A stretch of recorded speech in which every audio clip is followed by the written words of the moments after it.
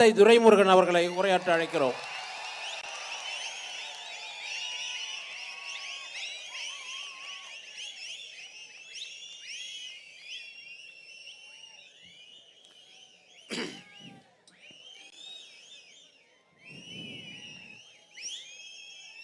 கடலம்மா மாநாட்டில் கடல் குறித்தும் கடல் தாயின் பிள்ளைகள் குறித்தும் பேசுவதற்காக அமர்ந்திருக்கிற அண்ணன் உள்ளிட்ட அனைவருக்கும் அன்பு வணக்கம். திருநெல்வேலி மாவட்டத்தினுடைய கடைசி ஊர். கூகுள் மேப்பில் தேடினா கூட கொஞ்சம் ஸ்ட்ரகிள் ஆகி தான் வரணும். ஆனால் அந்த ஊர்லேயும் வெள்ளிக்கிழமை இரவு 8 மணிக்கு கோட்டர் கோழி பிரியாணி கொடுக்காம காசு கொடுக்காம இப்படி ஒரு கூட்டத்தை கூட்ட முடியும் என்றால் அது நாம் தமிழர் கட்சியால மட்டும்தான் முடியும். நான் சவால் விட்டு சொல்வேன், இந்த ஊர்ல இப்படி ஒரு கூட்டத்தை எந்த அரசியல் கட்சியாலும் கூட்ட முடியாது. கூடியிருப்பவர்கள் மீனவர்களாக கூடல, மீனவர்களுக்காக கூடியிருக்கிறார்கள். இங்கே மீனவர்கள் என்றாலே ஏதோ மீன் பிடிச்சு வியாபாரம் பண்றவங்க நினைச்சுக்கிட்டு இருக்காங்க. தண்ணீர் தேசத்தில் கவிப்பேரசு ஐயா வைரமுத்து சொல்லுவார், மீனவர்கள் பூமிப்பந்தின் முதல் வேட்டைக்காரர்கள். காற்றை கிழித்து கடல் பரப்பியவர்கள். பூமத்தியரையின் மையக்கோடு வரை சென்றவர்கள், ஆனால் வறுமை கோட்டுக்கு கீழே வாழ்பவர்கள். மீனவர்கள் கடலுக்கு சென்று மீன் பிடித்தால் மீன்கள் மீனவர்களுக்கு உணவு. அவர்கள் திரும்பவில்லை என்றால் மீன்களுக்கு மீனவர்களே உணவு என்று எழுதுவார். இன்றைக்கும் மீனவருடைய வாழ்வு அப்படித்தான் இருக்கிறது. மாறி மாறி ஆண்ட இந்த கட்சிகள் நாங்கள் அதிகாரத்துக்கு வந்தால், ஆட்சிக்கு வந்தால் மீனவர்களுடைய வாழ்க்கையை மேம்படுத்துவோம் என்று ஒவ்வொரு தேர்தலிலும் அறிக்கை வரும். இந்த தேர்தலையும் திமுகவுடைய அறிக்கை வந்தது. மீனவர்களுக்கு என்று தனி தொகுதி ஒதுக்கப்படும், மீனவர்களுக்கு என்று பொது தொகுதி ஒதுக்கப்படும், மீனவருக்கு என்று தனி வாரியம் ஒதுக்கப்படும், மீனவர்களுக்கு என்று மீனவரை சார்ந்தவரையே அமைச்சராக ஆக்குவோம். ஒவ்வொரு முறையும் சொல்றான். ஆனா மீனவருடைய வாழ்க்கை தேய்ந்து கொண்டே இருக்கிறது. ஒரு காலத்துல கடல்ல போய் மீன் பிடிச்சு வரணும் அப்படின்னா ஒரு படகு இருந்தா போதும், ஒரு 2 மீனவர் கடல்ல போய் மீன் பிடிச்சு வந்துருவாங்க. ஆனா இன்னைக்கு ஒரு சாதாரண ஒரு படகுல மீன் பிடிக்க போனோம்னா குறைந்தபட்சம் 600 லிட்டர் டீசல் தேவை. 8 பேர் இருக்கணும். ஒரு குறைந்தபட்சம் 1 லட்சம் ரூபாய் செலவு செய்யாம கடலுக்குள்ள போயிட்டு திரும்ப முடியாது. 1 லட்சம் ரூபாய் செலவு செய்கிற அந்த மீனவன் 1 லட்சம் ரூபாய்க்கு சம்பாதிக்க முடியுமா என்றால் இல்ல. அதுக்கு 1000 சட்டங்கள், 1000 தடைகள். காரணம் என்ன? மீனவர் வைக்கிற ஒரே ஒரு கோரிக்கை தான், நீ ரொம்ப எல்லாம் வேண்டாயா, டீசலுக்கு ரோட் டாக்ஸ் ஒன்று போடுற. சரி, அது ரோட்ல வண்டி ஓட்டுறவனுக்கு அவன் டீசல் போடுறனால ரோட் டாக்ஸ் போடுற. நான் கடல்ல போய் மீன் பிடிக்க டீசல் வாங்குறேன், கடலுக்குள்ள என்ன ரோடா இருக்கு, என்ன மயத்துக்கடா எனக்கு ரோட் டாக்ஸ் போடுறேன்னு கேட்கிறான். உலகத்தில் எந்த அரசாவது எரிபொருள், இப்போ நீங்க நான் ஒரு மகிழுந்து வச்சிருக்கேன், எங்க அண்ணன் சீமான மகிழுந்து வச்சிருக்காங்க, தேவான மகிழுந்து வச்சிருக்காங்க, நாங்க கார் தரையில ஓட்டுறோம். எனக்கு என்ன பண்ற, டீசலுக்கு ரோட் டாக்ஸ், கிரீன் டாக்ஸ் ஒன்று போடுற. ஏன் கிரீன் டாக்ஸ்? நாங்கள் வாகனத்தை ஓட்டுகிற பொழுது அழுந்து வருகிற புகை அந்த சுற்றுச்சூழலை மாசடைய செய்யுது. அதனால நாங்க மரங்களை வைக்கிறோம், அந்த சுற்றுச்சூழலை மாசடையாம தடுக்க மரங்களை வைக்கிறோம். அதனால நீ கிரீன் டாக்ஸ் கட்டுங்கிற. நான் தெரியாம கேட்கிறேன், கார்ல போற நான் விடுகிற புகை இந்த சுற்றுச்சூழலை பாதிக்கிறது என்பதற்காக மரங்களை நடுவதற்கு கிரீன் டாக்ஸ் வைக்கிற, மரங்களை நட்டதாக சொல்ற, கடலுக்குள்ள எங்கடா மரம் இருக்கு, என்ன மயத்துக்கடா கிரீன் டாக்ஸ் ரோட் டாக்ஸ்?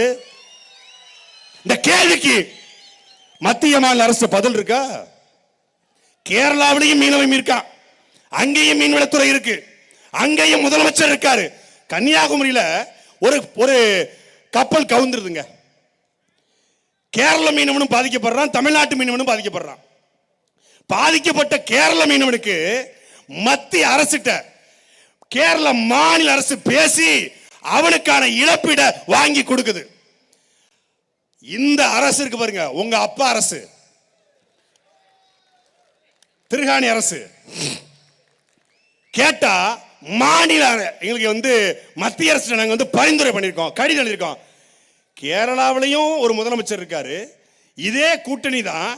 அவரு அங்க பேசி வாங்க முடியுது, இங்க ஏன் பேசி வாங்க முடியல? ஏன்னா அந்த கேரளாவை நல்ல மானமுள்ள மலையாளிக்கு, மலையாள தகப்பனுக்கு பிறந்த மலையாளி ஆண்டு கொண்டிருக்கிறார். இங்க அது இல்ல. அதான் பிரச்சனை. பிரச்சனை என்ன? ஒவ்வொரு முறையும் வாக்குறுதி, வாயில நல்லா இனிக்கிற மாதிரி வாக்குறுதி, ஆனால் அந்த வாக்குறுதிகள் நிறைவேற்றப்படுதா? இல்ல. எத்தனை மீனவர்கள் சட்டமன்றத்துக்கு போனாங்க, மீனவர் தொகுதியில் வென்று அவர்களுடைய குரல் சட்டமன்றத்தில் ஒலித்திருக்கிறதா? இல்லை. அவர்களுக்கு ஒலிக்க வேண்டும் என்றால் மீனவ சமூகத்தில் பிறந்து மீன்பிடி பிடிக்கக்கூடிய மக்களுடைய வழியை உணர்ந்து ஒரு மீனவனுடைய கஷ்டம் என்ன என்று பேசக்கூடிய ஒருத்தர் அமைச்சராக இருந்து அந்த துறை ரீதியாக இருந்தால் நடவடிக்கை எடுக்கப்படும். இங்க அது இல்லை, அதுவும் போச்சு. அப்ப என்ன வாய்ப்பு இருக்கு? ஒரே ஒரு வாய்ப்பு தான் இருக்கு. நம்ம பிரச்சனை அவன் காதுல கேட்கலனா அவன் காதுல சங்க வச்சு ஊதக்கூடிய ஒருத்தனை நாம் தேர்ந்தெடுக்கணும். பினராயி விஜயன் பேசுவது மோடி காதுல கேக்குது, ஆனா பிள்ளைக்காபைய பேசுவது மோடி காதுல கேட்கல. அப்ப சங்கெடுத்து சாட்டை எடுத்து அடிக்கக்கூடிய செந்தமிழன் சீமான் போன்றவர்கள் இந்த இடத்துல இருந்தால் கேட்கும். நீங்க சொல்ல தேவையில்லை, அவரே செய்வார். ஒட்டுமொத்த கடல் இன்னைக்கு அரபிக்கடலாக, வங்காள விரிகுடாவாக, இந்திய பெருங்கடலாக இது இருக்கு. ஆனால் இது வங்காள விரிகுடாவாக, அரபிக்கடலாக, இந்திய பெருங்கடலாக இருப்பதற்கு முன்பே ஏன் இந்த நிலம் உருவான காலம் தொட்டு இந்த நிலம் சேரன் கடலாக, சோழன் கடலாக, பாண்டியன் கடலாக இருந்த காலத்திலிருந்து இந்த கடலை கட்டாந்தரையாக பயன்படுத்தியவன் எங்களுடைய மீனவன். அந்த மீனவனுடைய வாழ்க்கை கீழே கீழே போயிட்டு இருக்கு. மீனவன் வெறும் மீன் பிடிக்கிற மட்டுமல்ல, உலகத்தில் முதலாக கப்பல் படையை கட்டி சண்டை போட்டவன் சோழன். ஆனால் அந்த கப்பலை கட்டி அந்த கப்பலில் முத்துக்களையும் பவளத்தையும் கிரேக்க நாடுகளுக்கு ஏற்றுமதி செய்த நம்முடைய பாட்டன் வடிவளம்ம நின்ற பாண்டியனுடைய வாரிசுகள், அவனுடைய படை தளபதிகள் தான் இந்த பரலவ சமூகம், மீனவர் சமூகம். அவன் சாதாரண ஒரு மீன் பிடிக்கிற ஒரு மீனவன், அது படகுல போய் மீன் விற்பான், கருவாடு விற்பான், அப்படிலாம் இல்லை. அவன் ஒரு போர் வீரன். கடல் கடந்து சோழம் போயிருக்கிறான், கடல் கடந்து சேரம் போயிருக்கான், கடல் கடந்து பாண்டியம் போயிருக்கான்னா கடலை எப்படி கடந்திருப்பான்? அவனா துடு போட்டிருப்பான், அவனா பாய்மரத்தை பாய்ச்சிருப்பான். மீனவர்கள் அங்கே கடலை கடக்க உதவினார்கள். அப்படிப்பட்ட ஒரு போர் சமூகம், ஒரு வீரமுள்ள சமூகம் இன்னைக்கு கீழே தள்ளப்பட்டு கொண்டிருக்கிறது. அதை மேல தூக்கத்தான் இந்த கடலம்மா மாநாடு. கடலை காக்கதும் கடல் தாயினுடைய பிள்ளைகளை காப்பதுதான் கடலம்மாவுடைய மாநாடு. ஒட்டுமொத்த இந்த மீனவருடைய துயரத்தை ஒரே ஒரு பாட்டுல ஒரு சின்ன பைய பாடினான். ஒரு பாட்டுல ஒட்டுமொத்த உலகத்துக்கும் போய் சேர்ந்தான்.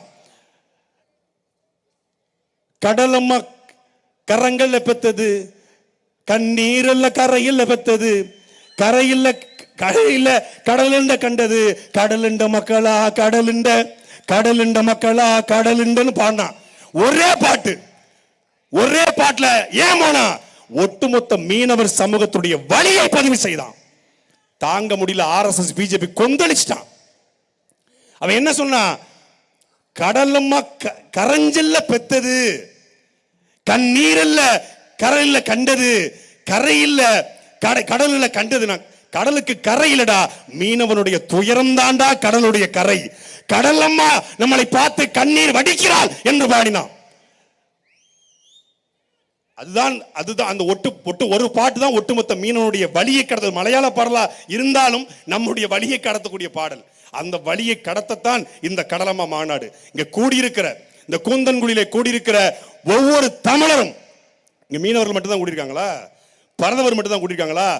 பரதவர்களுக்காக தேவரும் நாடாரும் கோணாரும் செட்டியும் தேவேந்தரும் பிள்ளைமாரும் ஆசாரியும் முதலியாரும் கூடியிருக்காங்க. தமிழ்நாட்டிலேயே மீனவர் சமூகத்துக்காக ஒட்டுமொத்த தமிழ் சமூகத்தையும் திரட்டி நிப்பாட்டியிருக்கிறது செந்தமிழன் சீமான் மட்டும்தான். இந்த படை அதிகாரத்தை நோக்கி விரைகிற பொழுது ஒட்டுமொத்த மீனவருடைய பிரச்சனையும் தீர்க்கப்படும். நன்றி, வணக்கம். நாம் தமிழர்.